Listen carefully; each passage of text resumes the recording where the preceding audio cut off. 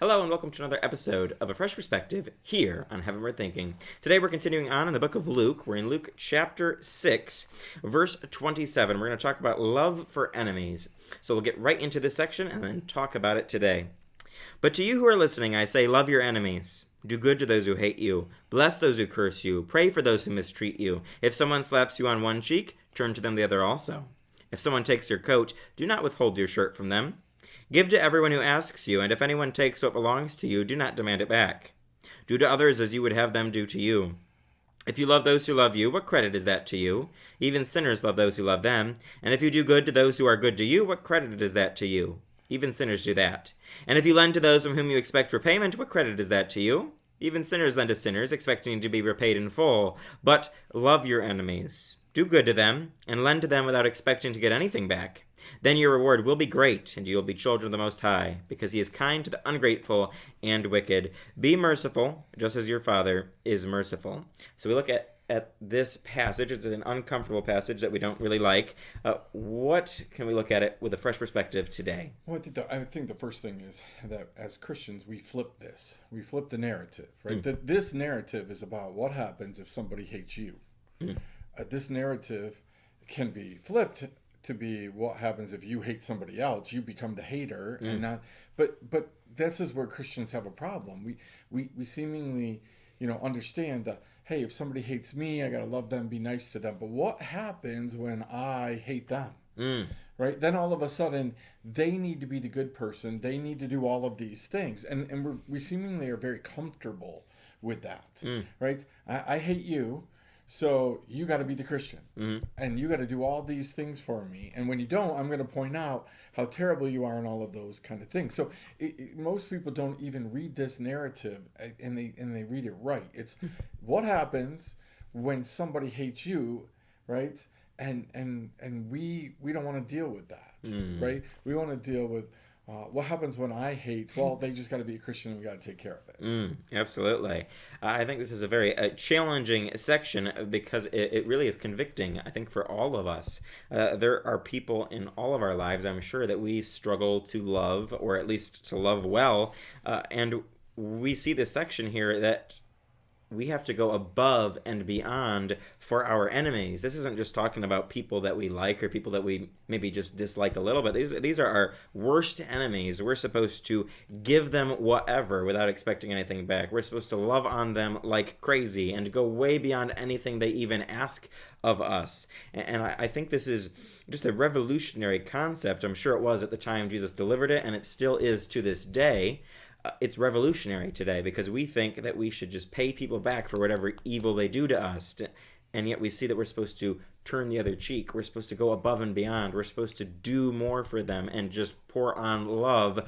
And instead, we so often are filled with hate and anger and frustration towards people. Yeah, this is about action, right? This is about what happens when you either deem somebody hates you or they actually really hate you. Right? Sometimes we just decide that somebody hates us, right? Or we hate them, and so they hate us too, right? So, but this is all actional in nature, right?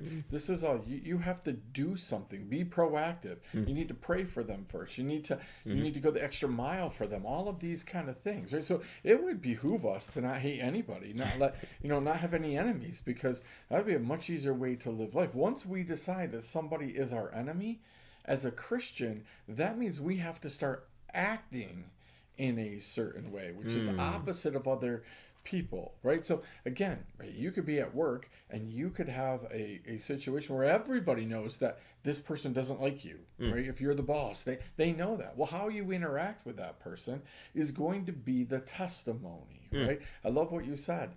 This isn't about getting people back, right? We make excuses. The number one thing we do as Christians is we decide that if we don't like somebody or they don't like us, then we have to love them, but we don't have to be anywhere near them.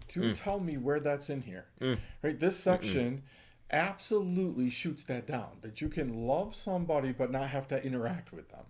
Right? That's just simply not true. If God asks you to interact, if God asks you to do something, yep, you do. You have to, right? But we've Christianized everything. We've decided if I can just if I could just not have to have anything to do with somebody. No, that's hating on somebody. Mm-hmm. Absolutely, because it's very specific here, the things that we have to do, and as you mentioned, it's very action based. It's not just we have to forgive them in our heart and then move on with our life. No, we're supposed to do very visible and tangible things, and as we've already talked about, it's not just so that we can love these people. It's so that we can also have a testimony while we're loving people, while we're loving our enemies. It's going to allow the spotlight to come on us so that other people are going to see how we treat people differently. Because as the final few verses here talk about, starting in verse 32, if we just love those who love us, what credit is that? Everyone else is doing that. And if we do good to those who are good to us, what credit is that to us? Even sinners do that. And if we lend to those from whom we expect they are actually going to be responsible and give us our money back or our possessions back, what credit is that? Everyone else does that. The things we're supposed to do is be different with a heavenward thinking perspective. And not an earthly thinking perspective, but with a different perspective of life, we're supposed to be living differently so that everyone else, when they see us and are expecting us not to give to that person who takes advantage of us or not to treat that person well because they don't treat us well, they're going to see something different because we actually are going to treat people well. We're going to go above and beyond. So actionalization is a fantastic word, right? And it's very hard for us to apply as Christians, partly because I'm not even sure it's in the dictionary, right? But it's the concept, right? It's a Christian concept of, and I love what you said, right? We literally as churches sit around and decide whether somebody deserves the money that they've asked us or the help that they've asked us, and then we decide that based on what are they going to do with it and how are they going to return it, or what are they going to, how would they invest it, and are they going to do all the right things? And Jesus made it super clear.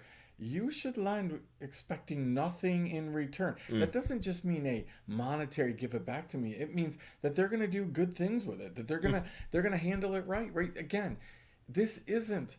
We just go out and lend to everybody who's on the street and give everybody $10. This is, what if God tells you to lend to somebody? If God says lend it to this person, then you should lend with the idea that I'm never going to get back that which I've given. Right? Again, this is a concept that gets in, and it starts to develop us and change us so that we look different from other people. And that's what Jesus was most concerned about was, hey, look different. Everybody can lend money expecting something in return. You lend money expecting nothing in return. Again, this is not taught in Christian stewardship places, right? In Christian, all the good Christian stewardship places say to you, oh, you got to be really careful where you lend your money. You got to be really careful who you give it to, and you got to be really careful. You know, and Jesus looks at that and said, yeah, that's not exactly my way, right? Now, again, there's good in that, right? There are certainly principles in that, but you can't make an overall thing and sit back and have to judge those kind of things, right? Absolutely. And again, the key, like you mentioned, is being different, thinking differently. This section really kicks off a couple sections that are going to follow it that really show that we're supposed to be different than other people, that we're supposed to think differently and look different. And that's what Jesus' sermon here. It's a very lengthy sermon that goes through multiple small sections, but it covers all these different aspects of life where we're supposed to be different than the world around us, because his idea was coming and showing us a different way of living, a different way of thinking, so that we could shine his light to the world. And we can't do that if we look like everybody else in the world, and if we're just acting and thinking like everybody else, we're never going to make a difference. The only way to really make a difference is to point people to Jesus by being like Jesus and being different. And that's what this section is all about. One of the most revolutionary things we can do in the world around us to make an impact in the different circumstances and situations God places us is to love our enemies, is to love those who take advantage of us, and to love those we don't want to love or don't want to like. And when we do that, when we actually commit to loving others and treating them the way we would like to be treated, even though they're not treating us that way, it changes us and it changes them and it changes other people. When they see our good deeds, they're going to be able to glorify God. They're going to be able to see Jesus shining through us. And that's ultimately what this section is all about, us pointing to Jesus by being his hands and feet, by actually loving on other people. Yeah, I love how he ends in verse 20 or 35, I think it is, right, where he says, you will be sons of the Most High, for he is kind to the ungrateful and the evil, right? We can't even fathom that, right? Like that's just not how we're built. But that's the whole concept: is you want to win over the evil and the ungrateful, be kind to them. Absolutely. And then as it says in verse 36, be merciful just as your Father is merciful. And that's another concept that we don't like to apply to our own lives. We don't like to be merciful. We want to pay people back. We don't want to have that mercy. But as it says, that's how the Father treats us. He is merciful towards us. So why can't we do that for other people? Yep. Well, we hope that you've been challenged and encouraged by this section, that you'll join us next week as we talk about not judging other people. So join us next time for another episode of A Fresh Perspective here on Heavenward Thinking.